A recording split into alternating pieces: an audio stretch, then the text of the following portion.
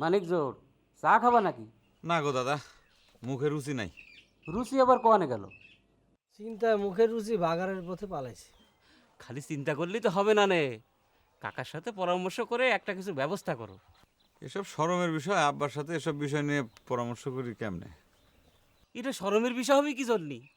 খড় হাতছাড়া হয়ে যাচ্ছে, সে বিষয়ে কাকার সাথে পরামর্শ করে খড় উদ্ধার করবা, তাতে শরমের কি আছে? খোয়ার হাত ছাড়া হয়ে যাচ্ছে মানে?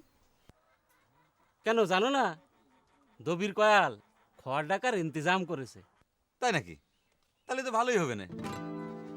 ভালো হবে না মানে? ভালো হলেও মানে আমাদের বাড়িতে খোয়ার আছে দেখে কেউ আমাদের সাথে আত্মীয়তা করতে চায় না। তা এখন খোয়ার না থাকলে পরে সবকিছু ক্লিয়ার হয়ে গেল, বুঝতে পারিস? যাক বাবা, অল ক্লিয়ার। ক্লিয়ার মানে পানির মতো ক্লিয়ার। তাহলে তো প্রবলেম শেষ। তুমি একটু তোমার চুল আর ছাই দিবা?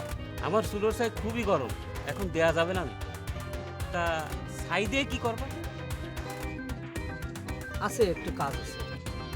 ঘটনা হয়েছে কি, যে ইয়াং লেডিসরা ছাই ভস্য মাখা মানে স্বামী পুরুষ পছন্দ করে, তো সেই জন্য আমরা একটু মুখে চোখে একটু ছাই মাখবো।